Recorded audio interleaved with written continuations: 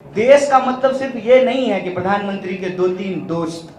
और जयराम जी ने कहा कि आज की यह जो भारत जोड़ो न्याय यात्रा है, यह एक वैचारिक यात्रा है और इसमें दो तरह के विचार का जो है संघर्ष चल रहा है। एक तरफ वो लोग हैं जो बेच रहे हैं और दूसरी तरफ हम लोग हैं जो बचाने की कोशिश कर रहे हैं। क्या बचाना चाहते हैं? बचाना चाहते हैं कि इस देश के लिए कांग्रेस पार्टी ने पब्लिक सेक्टर बनाया और अपने दोस्त के लिए उस पब्लिक सेक्टर को प्रधानमंत्री मोदी जी फ्रेंड सेक्टर में बदल रहे हैं। वो पब्लिक सेक्टर को फ्रेंड सेक्टर बना रहे हैं। फ्रेंड सेक्टर कैसे बना रहे हैं? तो जो एयरपोर्ट देश की जनता का है, देश का है, उसको औने पौने दाम में, मतलब कौड़ियों के भाव में वो अपने दोस्त को दे रहे हैं। और ये रिश्ता क्या है? सिंपल रिश्ता है कि हम तुमको देश की संपत्ति देंगे। उसको हम इस तरह से कहते हैं कि तुम मुझे चंदा दो, मैं तुम्हें धंधा दूंगा। मतलब चुनाव लड़ने के लिए, विधायक खरीदने के लिए, ये सवाल आप पूछेंगे, विधायक खरीदने के लिए हम आपको जो है धन देंगे और आप जब चुनाव जीत जाएंगे तो आप हमको जो है इस देश की संपत्ति दीजिएगा। यही रिश्ता है, एक हाथ ले दूसरा हाथ दे।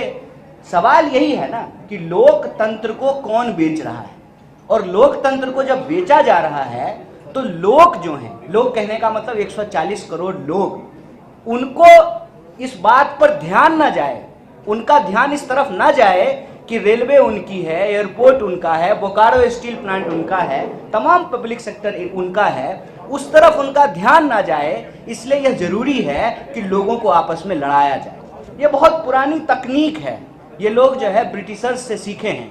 फूट डालो, राज करो, इंसान को आपस में लड़ाओ, डिवाइड डाइवर्ट करो और इस देश की संपत्ति को अपने दोस्त की तिजोरियों में पहुंचाओ। अब आप झारखंड में भी देख लीजिए कि, और सिर्फ झारखंड की बात नहीं है, आप किसी भी स्टेट में चले जाइए, बीजेपी का एकमात्र काम है कैसे एक ही समाज को आपस में लड़ा दिया जाए, कैसे जो है उनके बीच में अंतर्विरोध पैदा कर दिया जाए। और झारखंड के लोग जब आपस में लड़ने लगेंगे तो झारखंड का खान खदान, फैक्ट्री, खेत, एयरपोर्ट, रेलवे सब अपने दोस्त को बेच दिया जाए। ये मॉडल हम लोगों को समझना पड़ेगा और इस मॉडल के चलते लगातार अन्याय हो रहे हैं। अगर आप किसान की बात करेंगे, किसान आत्महत्या कर रहे हैं। एक साल में 12,000 से ज्यादा किसान आत्महत्या कर रहे हैं, नौजवान आत्महत्या कर रहे हैं, आए दिन महिलाओं के ऊपर अत्याचार हो रहा है, श्रमिकों के साथ अत्याचार हो रहा है। आप बताइए, आप सब लोग यहाँ बैठे हुए हैं, सरकार ने कानून बनाया, जब कांग्रेस की सरकार थी तो सरकार ने कानून बनाया कि 8 घंटा का काम करना पड़ेगा। 24 घंटा होता है, 8 घंटा काम का, 8 घंटा आराम का और 8 घंटा किसी चीज के सृजन करने का, सोचने का। मजदूर को भी हक है कि वो भी जो है टीवी देखे, समाचार सुने, कविता लिखे, कुछ बनाए, कुछ पढ़े, कुछ गढ़े। ये जो 8-8 घंटे का नियम बनाया था, कहीं ये नियम अब लागू हो रहा है?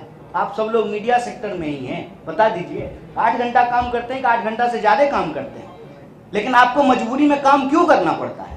क्योंकि कानून को कमजोर किया जा रहा है। कानून को किस लिए कमजोर किया जा रहा है? मालिकों के पक्ष में। और मालिकों के पक्ष में क्यों कमजोर किया जाता है? क्योंकि मालिक चंदा दे रहे हैं सरकार को,